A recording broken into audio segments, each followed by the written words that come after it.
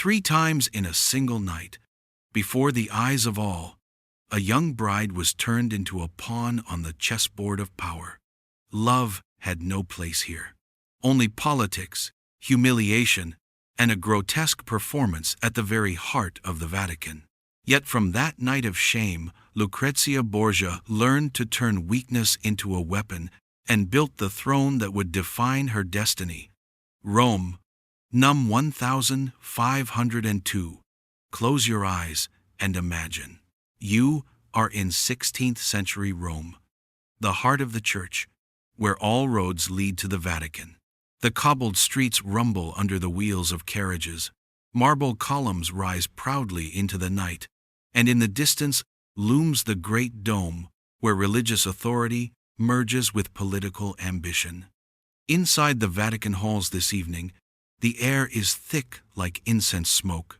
The wedding feast glows under hundreds of candles reflected on gilded walls, revealing frescoes still damp with fresh paint. On the banquet tables lie golden roasted peacocks, trays of sweet pastries dusted with sugar brought from the east, and wine laced with nutmeg and cinnamon.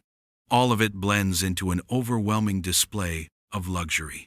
Yet beneath the fragrance of feast and spice, another scent lingers, the cold odor of intrigue, the metallic tang of power. Before the eyes of cardinals, envoys, and nobles, the bride appears. Lucrezia Borgia, 22 years old, daughter of Pope Alexander VI. She wears a gown of silk embroidered with gold thread, her hair pinned with jeweled combs. But no one is naive enough to believe this is a moment of love. Everyone knows this marriage is a chessboard, a board where living people are mere pieces in the hands of the powerful. Tonight, the velvet curtains and solemn hymns are only a veil hiding a brutal truth. This union is not about the heart, but about the survival of dynasties. And before the candles burn low, the celebration will turn into a grotesque performance. The marriage bed will become a stage, the bride's body a piece of evidence, and her privacy erased, replaced by a political negotiation before watchful eyes. To understand what awaited Lucrezia that night, we must step outside the banquet hall and see Renaissance Italy as a whole. This was not the age of gallant knights from romantic legend. This was a nest of vipers, where city-states like Venice, Milan, Florence, and Naples played a deadly game of betrayal, assassination, and shifting alliances. A single misstep could bring down an entire dynasty. And at the center of this board sat the Vatican, where the Borgia family rooted itself like a poisonous tree, casting its shadow of power across the Italian peninsula. Alexander VI and his son Cesare Borgia treated Lucrezia as their most valuable pawn. Her first marriage, to Giovanni Sforza, was annulled on the humiliating, fabricated charge of impotence, a public stain designed to free her for a better alliance. Her second husband, Alfonso of Aragon, was stabbed and then strangled on the very steps of the Vatican, a murder widely believed to have been arranged by Cesare himself. By 1502, Lucrezia was no longer an innocent bride. She was twice widowed, scarred by scandal, her name darkened by the very hands of her own family. Her new groom was Alfonso d'Este, heir to the ancient and powerful duchy of Ferrara. The Este family, proud and suspicious, distrusted the new money ruthlessness of the Borgias. They demanded certainty. They would not allow their heir to be discarded like the men before him. And so they made a demand both grotesque and, in their world, logical. The marriage must be consummated publicly, under the eyes of envoys and clerics. No rumor of impotence, no whisper of fraud could be allowed to annul this union later. The alliance had to be sealed in flesh, notarized by witnesses. After the feasting ended, the couple was led not to a private chamber, but into a bedroom prepared like a stage. The curtains were drawn just enough for select witnesses to peer inside. In the flickering candlelight, faces half averted, but eyes intent recorded every detail.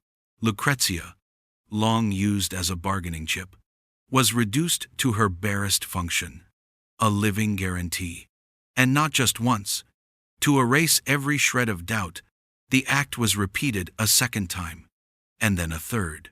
The whispers of witnesses spread across Italy like wildfire. Ferrara had its guarantee, and Lucrezia, instead of collapsing, learned the lesson that would define her life.